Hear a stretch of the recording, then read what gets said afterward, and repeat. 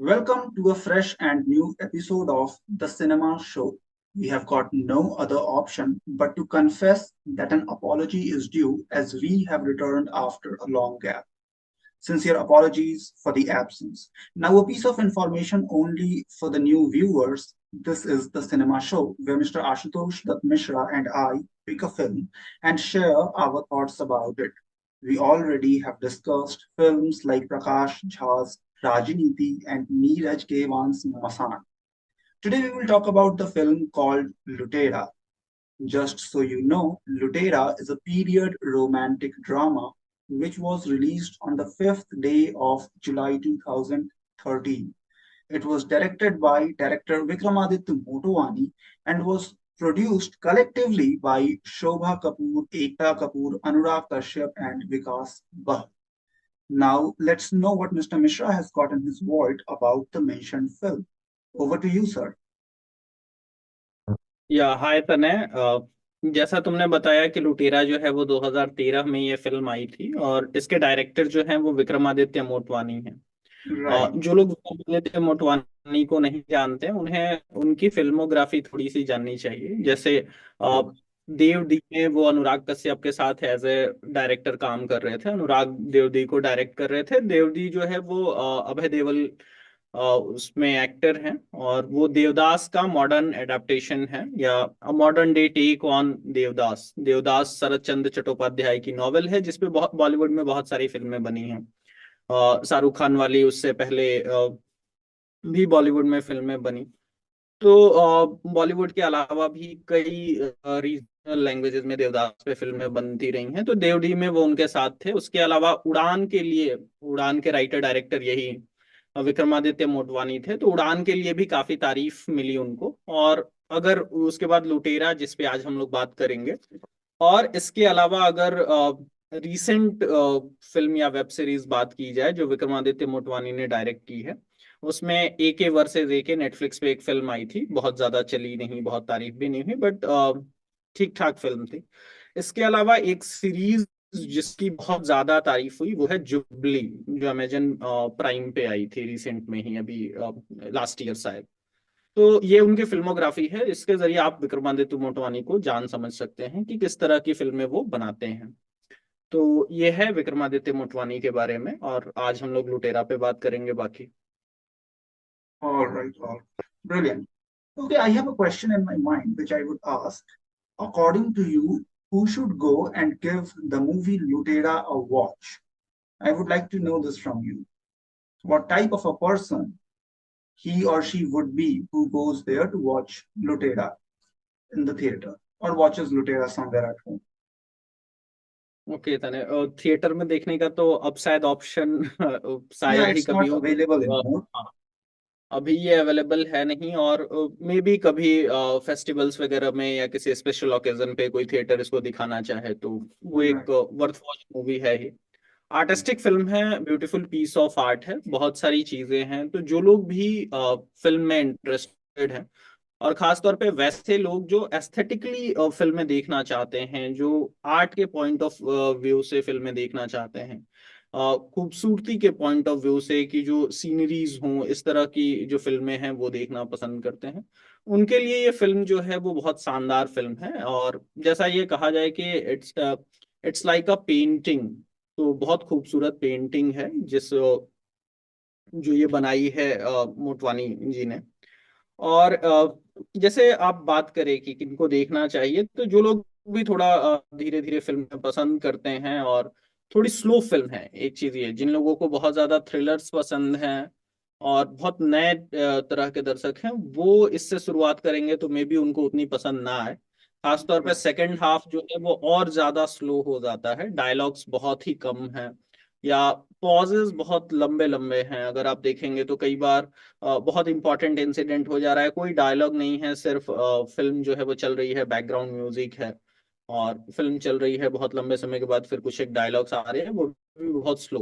तो थोड़ी slow film है, बट वो स्लो होना इसकी ब्यूटी है, वो कोई Right. नेगेटिव एस्पेक्ट नहीं है। तो जो लोग स्लो फिल्में पसंद नहीं करते हैं वो थोड़ा सा शुरू में अवॉइड करेंगे, बट जिनको भी सिनेमा पसंद है उनको देखना चाहिए। तो ये है कि किन्हें देखना चाहिए।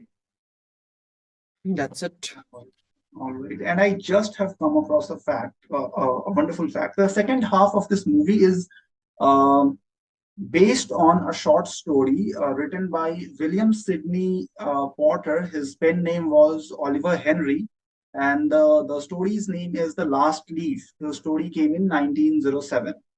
And in the background, in the backdrop, you can find the abolition of the Jamindari Act in the movie. So these are two facts that I just have come across. And yeah, so speaking of themes and all, is there any hidden theme in this movie that the viewer is supposed to interpret for better understanding? देखो basically एक Or is this period just drama, a love story and a story of a con man who is trying to obtain something by defrauding हाँ someone? Basically एक period drama film है और Right. Love story है। But आप सिर्फ इसको एक love story के पॉइंट ऑफ व्यू से नहीं देख सकते। Hmm. बहुत सारी चीजें हैं जो नोटिस की जानी चाहिए। जैसा तुमने बताया कि जो सेकंड हाफ है वो ओ हेनरी की जो शॉर्ट स्टोरी है द लास्ट लीफ उस पे बेस्ड है। बहुत छोटी सी स्टोरी है। कुछ लोग जो इस फिल्म को पसंद नहीं करते हैं वो ये भी कहते हैं कि 2-4 पेज की स्टोरी को खींच खींच के 140 मिनट की फिल्म बनाई गई है। Right.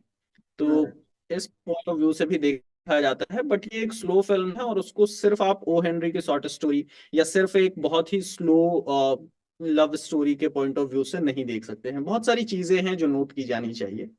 जैसे फिल्म जो शुरू होती है, जैसे अगर मैं इसकी खूबसूरती बताऊं तो एक नागार्जुन की कविता है। Hmm. जो पहली मीटिंग है, जो लुटेरा है यानी जो रणवीर सिंह का कैरेक्टर है। कास्ट इस फिल्म में बहुत शानदार है। सोनाक्षी इतनी शानदार मुझे आज तक नहीं लगी जितनी इस फिल्म में लगी थी। और दोनों के शुरुआती दौर है, जैसे सोनाक्षी की दबंग आ चुकी थी और रणवीर सिंह की शुरुआती फिल्में आई थी, शायद लेडीज वर्सेस रिकी बहल और एक आध फिल्में और आई होंगी। तो सारे नए एक्टर्स ही थे। इसके साथ आजकल जो 12th फेल वाले एक्टर हैं विक्रांत मैसी, वो भी इस फिल्म में है, रणवीर सिंह के साथ रहते हैं। बहुत कुछ खास है नहीं उनके पास करने के लिए उस फिल्म में, बट स्टिल वो काफी अच्छा उनके साथ लगते हैं। तो इस फिल्म में जो जो चीजें आपको ध्यान देनी चाहिए, जब पहली मीटिंग होती है, एक तरीके से पहली मीटिंग के बाद या दूसरी जो जिसको आप कहोगे कि लव एट फर्स्ट साइट वाला जो सीन है, वो बाबा नागार्जुन की कविता, जो बहुत शानदार कविता है, अकाल और उसके बाद। तो उस Hmm. कविता को वो पढ़ रही होती है सोनाक्षी सिन्हा और ये रिपीट करते हैं, कहते हैं मैं वहीं से हूँ। तो उस कविता का होना, इसके अलावा जो भी फ्रेम्स हैं वो बहुत शानदार। दो बैकड्रॉप दो जगहों का है। पहला शुरू में बंगाल का मानिकपुर नाम का एक जगह है। तो Hmm. कहानी का या फिल्म का पहला हाफ जो है वो बंगाल में चल रहा है, मानिकपुर में। दूसरा हाफ जो है वो डलहौजी शहर, जब ये लोग शिफ्ट हो जाते हैं वो वहां जा रहा है। सेकेंड हाफ को ही कहा जाता है कि वो short story the last leaf पे बेस्ड है। तो ये चीजें हैं। इसके अलावा अगर आप देखेंगे तो जो सोनाक्षी हैं वो काफी पूरी तरीके से बंगाली लगती हैं इस फिल्म में। इसके अलावा सेकेंड हाफ में दिव्या दत्ता की एंट्री होती है। दिव्या दत्ता का भी कुछ खास रोल है नहीं, बट उनकी प्रेजेंस जो है वो समझ आती है। सारे एक्टर्स ऐसे हैं जो जिनकी प्रेजेंस जो है वो स्क्रीन पे वो अपनी एक असर छोड़ते हैं और वो कलाकारी, वो ब्यूटी जो है वो उसमें दिखता है। इसके साथ अगर मैं बात करूं कि बेसिक जो आप कह रहे थे कि स्टोरी आउटलाइन क्या है, कुछ नहीं है। वो लुटेरे हैं, आते हैं, लूटते हैं और चले जाते हैं। जो एक्ट्रेस है, जो नायक नायिका है, नायक जो है वो एक लुटेरा है। वो Right. सिर्फ ये नहीं लूटता है, वो सिर्फ फिजिकल चीजें नहीं लूट रहा है नायिका की। अगर आप ध्यान से समझे, एक जगह पे सोनाक्षी वो डायलॉग कहती भी हैं, सोनाक्षी का जो कैरेक्टर है वो कहती भी हैं कि उस उनके पिताजी की मृत्यु इसलिए नहीं हुई क्योंकि वो बहुत सारा सामान लूट करके लेके चला गया और उनको बुरा लगा। वो Hmm. जमींदार थे और उनके बहुत सारा सामान जो है वो लूट लिया गया, इस वजह से उनको बुरा लगा, ऐसा नहीं है। उनको बुरा इस बात से लगा कि उन्हें चीट किया गया है, उनका दिल Right. तोड़ दिया गया और उनके साथ कनेक्शंस बनाए गए, उनके इमोशंस के साथ खेला गया। तो ये चीजें हैं, इसलिए Right. उन्हें बुरा लगा और इस वजह से उनकी डेथ हुई। तो वो फिजिकल ऑब्जेक्ट्स के साथ लगाव नहीं। Hmm. दूसरी चीज, आप और थोड़ा डिटेलिंग में अगर जाएंगे तो दोनों के मन में कुछ ना कुछ है। जैसे सोनाक्षी से वो पूछता है कि आखिर वो क्या कर रही है, तो एक जमींदार की लड़की है। और ये रणवीर सिंह का जो कैरेक्टर है वो उससे पूछता है कि आखिर आप करना क्या चाहती हैं।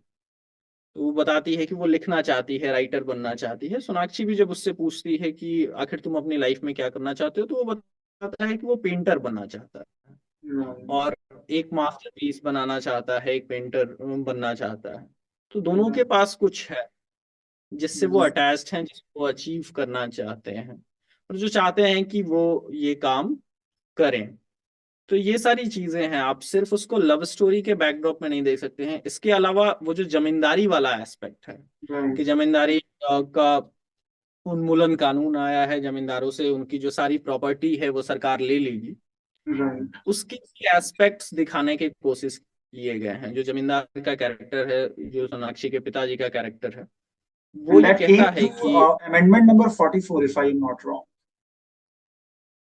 ये मुझे भी कंफर्म होना पड़ेगा। Because the तो right to own property as a fundamental right was thrown out of the category of fundamental rights, and it came हाँ, through 50 44th के दशक Amendment. की बात, 53 Right. 55 के आसपास की बात है और नेहरू जी ही प्रधानमंत्री थे, तो वो रेलेवेंस है, हालांकि वो पॉलिटिकल रेलेवेंस है। Viewers, please leave in the comment section if we are right or not. Please continue, sir. तो जमींदारी उन्मूलन उन्मूलन कानून का जो रेफरेंस यूज किया गया है वो भी समझने लायक है। मतलब दर्शकों को वो ये दिखाता है कि इसके दो एस्पेक्ट्स क्या क्या हैं। और एक Right. बहुत ही क्लियर डायलॉग है जो पाखी, यानी कि सोनाक्षी सिन्हा के कैरेक्टर का जो नाम है पाखी, पाखी के जो पिता जो जमींदार है वो कहते हैं कि अब बहुत कुछ बदल गया है, आप लोगों की जिंदगी बेहतर हुई है, हमारी खत्म हो गई है। Right. तो ये जो एस्पेक्ट है कि हमारी खत्म हो गई है, तो आजादी सबके लिए एक जैसी नहीं थी। Hmm. और एक और सीन है कि क्या करेंगे, ये बगीचे भी ले जाएंगे, क्या करेंगे इसका, तो बांट देंगे गांव में। तो Right. आखिर वो भी जो जमींदार भी है उसका भी थोड़ा सा सॉफ्ट पार्ट ही दिखाया गया है कि वो भी उसको अकेले यूटिलाइज कर नहीं रहा था ऑलरेडी। Right. तो ये वाला जो पार्ट है, ये एस्पेक्ट भी है। So there तो are two sections in the society. One section is very much happy that India has received independence, and the other section is pretty much sad because they will have to let go of the property that they possess, especially land and the valuable things that they have in their possession. Okay, fantastic. And I have one more question in my mind. What do you think about music? Do you think music is on point? Because the responsibility to provide music was on the shoulder of Amit Trivedi and Amitabh Bhattacharya. And I know that you have great information about Amitabh Bhattacharya as well. So, would you say something about it? नहीं, music बहुत शानदार है। अमित त्रिवेदी और अमिताभ भट्टाचार्य, ये लोग हैं इसके पीछे। सिर्फ म्यूजिक ही नहीं, जो बैकग्राउंड म्यूजिक है, अगर आप सिर्फ गानों की बात नहीं करें, जो बैकग्राउंड म्यूजिक है उसका भी रोल काफी अहम है। क्योंकि Right. मैं कहीं पढ़ रहा था शायद इसके बारे में कि 140 मिनट की फिल्म है और इसमें जितने भी डायलॉग्स हैं, अगर उन Right. सबको एक साथ कोई बैठ के पढ़ने लगे या बोले, तो वो 20 मिनट से ज्यादा नहीं लगेगा उसको पढ़ने में। जितने भी डायलॉग्स पूरे फिल्म में, जितने डायलॉग्स हैं, Oh my God. जितनी स्क्रिप्टिंग है, it can be red in only 20 minutes. 140 minute के फिल्म और जितने डायलॉग्स हैं, 20 मिनट में वो बोला जा सकता है। इसका सीधा सीधा दो मतलब है। इसके बावजूद भी अगर आपको फिल्म शानदार लग रही है, तो इसका सीधा दो मतलब ये है। पहला तो ये कि जो सिनेमेटोग्राफी है वो काफी शानदार है। और Hmm. दूसरा, बैकग्राउंड म्यूजिक का रोल यहाँ पे बहुत ज्यादा हो जाता है कि Hmm. जो भी चीजें चल रही हैं वो बैकग्राउंड म्यूजिक ऐसा हो जो आपको थाम के रखे, जो आपका अटेंशन ग्रैस्प करे। और दूसरा, जो स्क्रीन पे जो चल रहा है, जो सिनेमेटोग्राफी है, जो चीजें आपको दिखाई जा रही हैं, Right. वो काफी शानदार होना चाहिए। तो इन दो चीजों का रोल जो है वो बहुत बढ़ जाता है। और जैसा कहा जाता है कि जब जो कन्वर्सेशन है, जो डायलॉग्स हैं, वो और ज्यादा इफेक्टिव हो जाता है जब वो बहुत कम हो। Hmm. अगर डायलॉग्स बहुत कम है तो उसके जो इफेक्टिवनेस है वो और बढ़ जाएगी, वो और ज्यादा प्रभावी हो जाता है।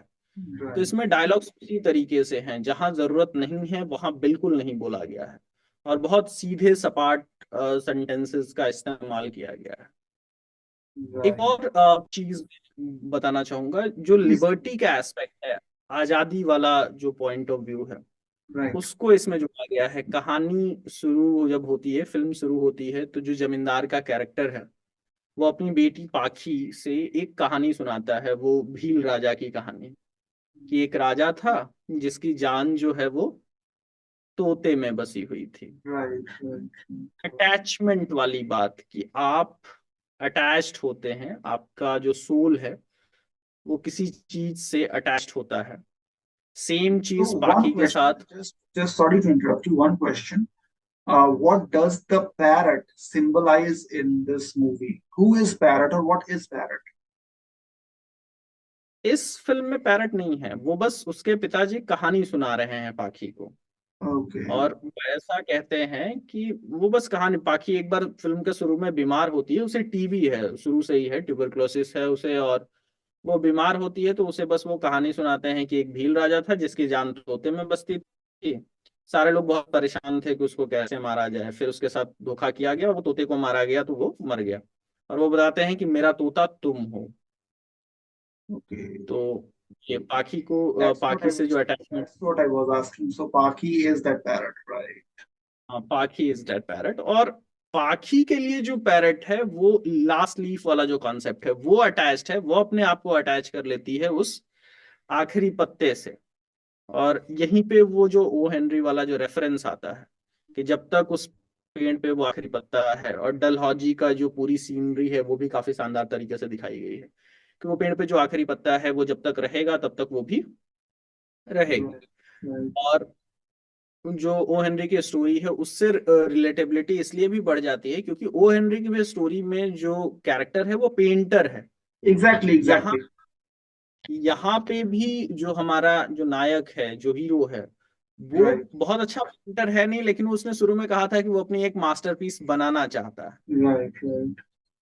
सिमिलरली, और ये The राइटर जब protagonist, ये लिखना था। both the protagonists share same traits and behaviors, especially the hobbies I'm talking about. Right. They both either Correct. are painter or they want to. I mean, one wants to become a painter and one is already a painter. And as the movie moves towards the end, we find out that both have actually given one masterpiece, and then the movie ends, and the story also ends. Exactly, तो O Henry के story में भी वही होता है। इसमें ये जो पाखी का कैरेक्टर है, पाखी जो प्रोटैगनिस्ट है, वो राइटर बनना चाहती है और वो पेंटर बनना मतलब बनना क्या चाहता है, वो बताता है कि एक मास्टरपीस मैं अंत में आखिर में बनाऊंगा, वो अपनी कलाकारी दे दिखाता है। और उसके लिए जो वो कॉनमैन जो है, वो उसके लिए वो जो चोरी करना भी है वो भी एक आर्ट जैसा ही है, वो उसको उस तरीके से ही करता है। Right, right. तो Yes. It's like an art for him. और Right. कई बार आपको फिर उस वाले पॉइंट पे मैं फिर से फोकस करूंगा कि कई बार आपको कई सीन्स आएंगे कि 2-2 मिनट तक कोई डायलॉग नहीं है। फिल्म में ऐसे कई लंबे सीन है, कई बार एक चेज सीन चल रहा है, भाग रहे हैं, कोई डायलॉग नहीं है। या फिल्म में अचानक से कुछ बहुत बड़ा इंटरवल के ठीक पहले कुछ रिवील होता है, और फिर कोई डायलॉग नहीं है, वो सारी चीजें घट रही हैं, और अब फिर एक बहुत छोटा सा डायलॉग, और फिर वो सारी चीजें जो है वो बस होती जा रही हैं। तो उसमें बैकग्राउंड म्यूजिक का इम्पैक्ट और जो सीन्स दिखाए जा रहे हैं, जो स्क्रीन पे आपको दिख रहा है, जो सिनेमेटोग्राफी है, उसका इम्पैक्ट बहुत मायने रखता है। Mm. तो ये सारी चीजें हैं इस फिल्म में, इस वजह से इसको देखा जाना चाहिए, एकदम वर्थ वॉच मूवी है। और ये Okay. है। One last question that I think I should ask it. Uh, do you think that someone who goes to watch this movie or someone who decides to watch this movie, that person should at least read the last leaf before he goes to or she goes to watch the movie? Or there is absolutely no need for reading that particular story? What do you think about it? कोई खास जरूरत नहीं है, अगर आपने पढ़ रखा है तो भी ठीक है, नहीं पढ़ रखा है तो भी ठीक है, उससे कुछ खास ऐसा फर्क पड़ेगा नहीं। Mm. इनफैक्ट यहाँ पे एक चीज ये कहना कि अगर आप ये वीडियो देखने के बाद मूवी देख रहे हो, उससे Mm. फर्क जरूर पड़ेगा। अगर Right. आपने लास्ट लीफ पढ़ी है या नहीं पढ़ी है, हालांकि फर्क तो ऐसा आप बिल्कुल नहीं कह सकते कि मतलब लास्ट लीफ आपको पढ़ के जाना चाहिए या नहीं जाना चाहिए। तो मेरे हिसाब से अगर आपने पढ़ा है तो भी ठीक है, नहीं पढ़ा है तो भी कोई बात नहीं है। और एक चीज और उस फिल्म में जो उस लव स्टोरी को थोड़ा अच्छा बनाता है, जैसे जो नायिका है वो हेट नहीं करती है नायक को कि वो लूट के चला गया। Right. ठीक है। नायक क्योंकि, और जो ऑडियंस है, एज ए ऑडियंस आप भी उस नायक से हेट नहीं कर पाते हैं। कि जो वरुण श्रीवास्तव कैरेक्टर का नाम है उसके, Mm-hmm. वरुण श्रीवास्तव और पाखी, ये रणवीर सिंह और सोनाक्षी सिन्हा, तो आप वरुण श्रीवास्तव से हेट नहीं कर पाते हैं कि उसने लूट लिया, धोखा दिया। वो कैरेक्टर ऐसा आपको लगता है। सेम सिचुएशन, जो सिचुएशन पाखी की है वही सिचुएशन ऑडियंस की भी है। ना तो Right. ऑडियंस श्रीवास्तव से हेट कर पाती है और ना ही पाखी हेट कर रही है। उतना Mm. सब कुछ हो जाने के बाद भी, उसके फादर की डेथ हो गई है, पुलिस आई है, उसके बावजूद भी वो पुलिस को डायरेक्टली इन्फॉर्म नहीं करती है कि वो Right. उसके यहाँ हिंदुस्तान में जब वो रुकने आया होता है। Mm. So that's the thing. इसके डायलॉग्स अनुराग कश्यप ने लिखे थे। मतलब नॉर्मली हम लोग अनुराग कश्यप को सिर्फ गैंग्स ऑफ वासेपुर और इससे, तो विक्रमादित्य मोटवानी और अनुराग कश्यप ने काफी ज्यादा शुरुआत में साथ काम किया है। इसके प्रोड्यूसर भी अनुराग कश्यप रहे थे, डायलॉग्स भी शायद कुछ या काफी हद तक उन्होंने लिखे थे इसके। तो ये एक इन्फॉर्मेशन है। सो आई So होप इतना काफी है इस फिल्म पे चर्चा। और कुछ अगर आपको पूछना है तो। it is sufficient. It is sufficient. These pieces of information are quite valuable, and I think we have covered almost each and every potential query and question. Now, I would request the viewers to go and watch the movie and also leave in the comment section if whatever we have said so far is accurate or not, authentic or not. Even if there is something wrong, please feel free to mention it. So that's all about the movie Lutera. And yeah, see you all in the next episode. Stay tuned. Thank you. Thank you, sir. Thank you.